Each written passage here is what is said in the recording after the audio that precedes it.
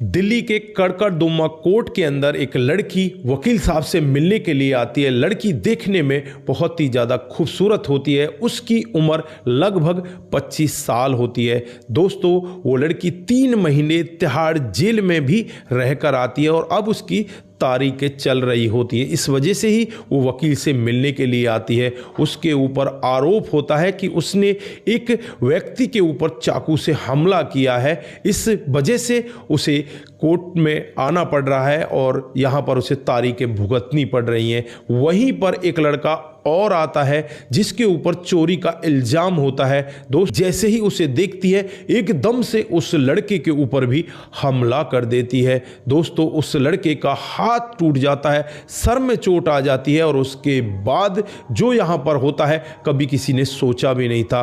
दोस्तों, इस लड़की की उस लड़के से क्या दुश्मनी थी, क्यों यहाँ पर लड़ाई हुई थी और क्या पूरा मामला था। इस लड़की ने एक लड़के को पहले चाकू भी मारा था, वहाँ पर भी क्या मामला था। अगर आप लोग पूरे मामले को डिटेल से जानना चाहते हैं तो वीडियो को जरा सा भी स्किप ना करें, लास्ट तक वीडियो को जरूर देखिएगा। आगे बढ़ने से पहले हमारी वही रिक्वेस्ट कि जो हमारे चैनल के साथ नए हैं कृपया करके चैनल को फॉलो कर ले, बेल आइकन को जरूर प्रेस करें। नमस्कार, जय हिंद। आप देख रहे हैं APH न्यूज राहुल रावत के साथ। दोस्तों, आज की जो हकीकत की घटना आप लोगों को बताने जा रहा हूं, ये दिल्ली के सीलमपुर इलाके की हकीकत की घटना है। यहां पर कल्पना नाम की एक लड़की जिसकी उम्र महज 25 साल होती है, जो पीछे से उत्तर प्रदेश के श्रावस्ती की रहने वाली होती है। पिछले 10 सालों से ये दिल्ली में ही अपने माता पिता और भाई बहनों के साथ बड़े आराम से रहा करती है। इसकी 12वीं तक की पढ़ाई होती है और फिर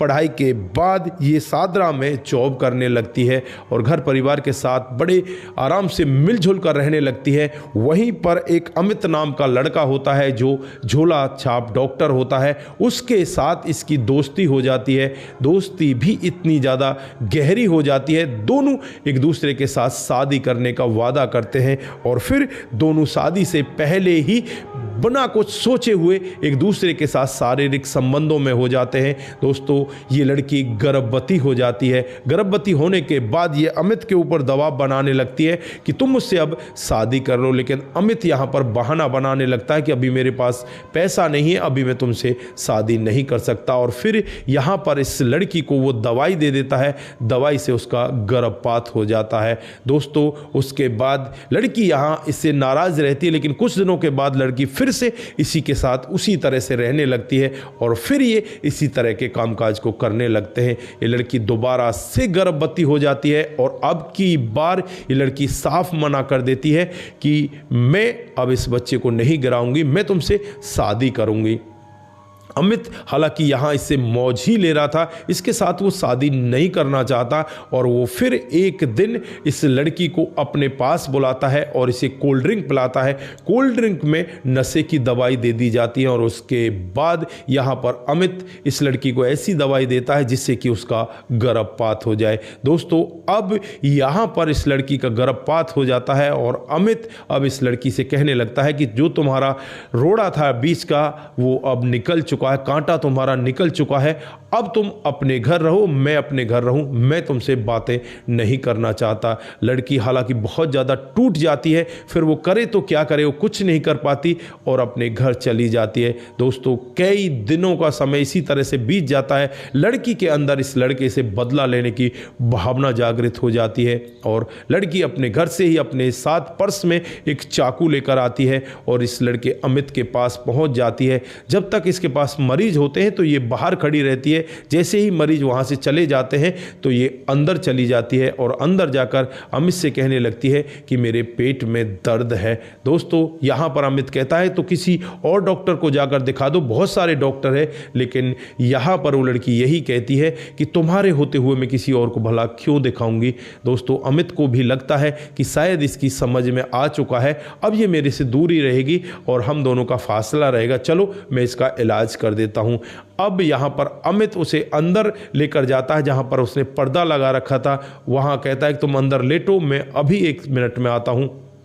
दोस्तों, जैसे ही ये कल्पना अंदर लेटती है, जो इसके पर्स में चाकू होता है उसे निकाल लेती है और जब अमित डॉक्टर अंदर जाता है तो सीधे ताबड़तोड़ उसके पेट पर चाकू से वार कर देती है।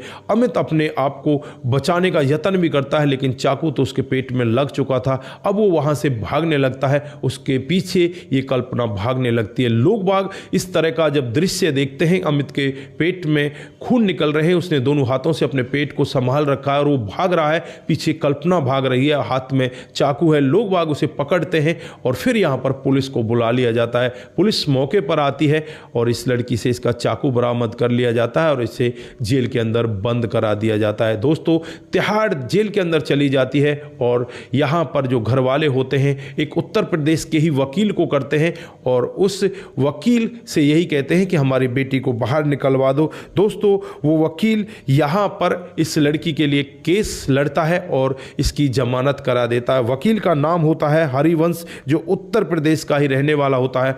कड़कड़दुम्मा कोर्ट में वो बैठा करता है। दोस्तों, अब यहाँ पर इसकी जमानत तो हो जाती है, उसके बाद तारीखें पड़ने लगती हैं और एक दिन का वाकया होता है जब कल्पना अपनी तारीख के सिलसिले में ही इस वकील से मिलने के लिए आती है। तो वहाँ पर वो बैठी होती है, तभी यहाँ पर एक और लड़का आता है जिस लड़के का नाम रामजीत होता है, जो पीछे से उत्तर प्रदेश के गोरखपुर का रहने वाला होता है। दोस्तों, कुछ दिन पहले ये यही सादरा में कामकाज किया करता एक दुकान के ऊपर और वहाँ पर उस दुकान में चोरी हो जाती है। ये 4 लड़के उस दुकान पर काम करते हैं, जिसमें से 2 लड़के इसमें चोरी करते हैं। 2 लड़के निर्दोष होते हैं, लेकिन यहाँ पर चारों लड़कों को गिरफ्तार करवा दिया जाता है। चारों लड़कों के खिलाफ मामला दर्ज कर दिया जाता है। एक महिला यहाँ पर इस लड़के को पकड़वाती है, जो रामजीत होता है। वो यही कहती है कि इसने चोरी की है, जबकि रामजीत ये कहता है कि मैंने चोरी नहीं की। उसके बाद ये तारीख पढ़नी शुरू हो जाती है और ये लड़का यहाँ से अपने गांव चला जाता है, कभी मुंबई चला जाता है। इसी तरह से वो अपने कामकाज को करने लगता है। धीरे धीरे समय बीतता है, समय के हिसाब से ही यहाँ पर ये लड़का सारा कुछ भूल जाता है कि तेरी कोई तारीख भी चल रही है। 7 से 8 साल का समय बीत जाता है और कोर्ट में जब ये लड़का हाजिर नहीं होता तो इसके वारंट काट दिए जाते हैं।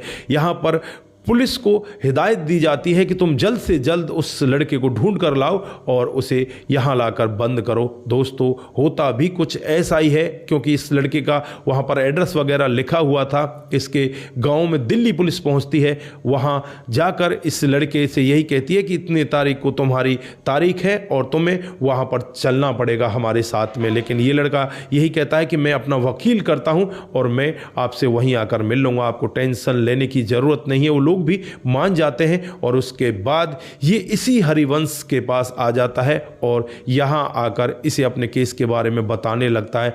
लेकिन यहाँ पर वो महिलाओं को बुराई कर रहा था कि उस महिला ने मेरे साथ में बहुत गलत किया, उसकी वजह से ही मैं आज पकड़ा गया हूँ, नहीं तो मैं पकड़ा नहीं जाता।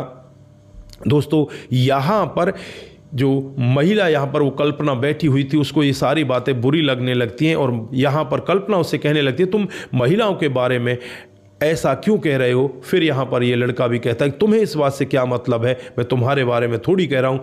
आपस में इनकी काफ़ी सारी कहासुनी हो जाती है। फिर ये लड़का इस कल्पना से ये भी कह देता है कि तुम भी तो यहाँ पर किस लिए घूम रहे, तुमने भी तो कोई कांड किया होगा।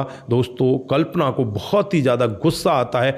गुस्से में उसे उठाकर ज़मीन पर गिरा देती है और उसमें घूसे लातों से बारिश कर देती है। इस लड़के का हाथ टूट जाता है, इसके सर में चोट आती है और जो कल्पना होती है वो यहाँ से सीधे भाग जाती है। पुलिस यहाँ पर आ जाती है, लेकिन ये लड़का पुलिस को साफ मना कर देता है कि नहीं नहीं, मैं तो खुद ही यहाँ से गिरा हूँ। लोग बाग भी कह रहे थे कि नहीं नहीं, वो लड़की तो तुम्हें गिरा कर गई है। लेकिन ये लड़का यही कहता है कि यार मैं दोबारा क्यों पछड़े में पड़ूँ, पहले ही मैं एक पछड़े में पड़ा हुआ हूँ। और फिर रामजीत यहाँ पर पुलिस को मना कर देता है। पुलिस वहाँ से अपने कामकाज पर वापस चली जाती है। इधर जो वकील साहब होते हैं वो इस लड़के को लेकर नज़दीकी हॉस्पिटल में भर्ती कराते हैं। वहाँ इनका प्लास्टर वगैरह कराया जाता है, इनके सर पर पट्टी बंधवाई जाती है और उसके बाद चौथे दिन इनकी तारीख होती है। चौथे दिन इन्हें कोर्ट में पेश होना होता है। अब यहाँ पर जज साहब जब इस लड़के को देखते हैं, देखते ही इसके ऊपर भड़क जाते हैं और कहने लगते हैं कि तुम तो बहुत लापरवाह हो, तुमने कोर्ट की अवहेलना की है, इसे जेल के अंदर डालो, बाद में इसकी बातचीत करेंगे। दोस्तों, वकील साहब होते हैं वो बार बार जज साहब से रिक्वेस्ट करते हैं कि इसके हाथ में चोट लग गई है, इसका इलाज होना है, इसे हॉस्पिटल में जाना है, लेकिन यहाँ पर जज साहब कहते हैं कि इसका जेल के ही हॉस्पिटल में इलाज होगा और उसे जेल के अंदर बंद करा दिया जाता है। दोस्तों धीरे धीरे करके 4 दिन का समय बीत जाता है। इन 4 दिनों में ये लड़की कल्पना अपना फ़ोन बंद कर लेती है और फ़ोन को बंद करके वो चुपचाप एक साइड में बैठ जाती है। लेकिन 4 दिनों के बाद उसे एहसास होता है कि उसने बहुत ही गलत काम किया है। दोस्तों फिर वो वकील के पास फ़ोन करती है, वकील साहब से कहने लगती है कि वकील साहब उस व्यक्ति का क्या हाल है।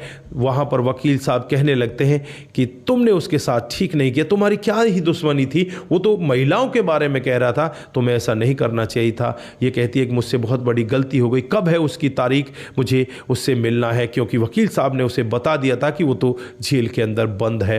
दोस्तों कल्पना की भावना भी यहाँ पर बदलने लगती हैं और जब उसकी तारीख होती है तो उससे मिलने के लिए ये कोर्ट में आती है, लेकिन यहाँ पर उससे बातचीत करने की इजाज़त किसी को नहीं दी जाती। फिर ये कल्पना उससे कहने लगती है कि मैं तुमसे जेल में मिलने आऊँगी, तुम मेरा नाम लिखवा देना। दोस्तों ये उसका नाम लिखवा देता है और 2 महीने तक ये जेल के अंदर ही रहता है। 2 महीने में कम से कम 3 बार ये कल्पना उससे मिलने के लिए जेल में जाती है और आपस में ये दोनों एक दूसरे के साथ ऐसी बातचीतें करते हैं और फिर यहाँ पर इन दोनों का प्यार स्टार्ट हो जाता है। दोस्तों जब रामजीत को भी पता चलता है कि कल्पना के साथ में कितना गलत हुआ है, उस लड़के ने कितना गलत किया है, तो रामजीत को भी बहुत बुरा लगता है और फिर आपस में इनकी दोस्ती हो जाती है। दोस्तों जब ये रामजीत जेल से छूट कर आता है तो कल्पना इसे काम पर लगवा देती है और 1 साल तक ये कल्पना के साथ उसी के रूम पर रहने लगता है और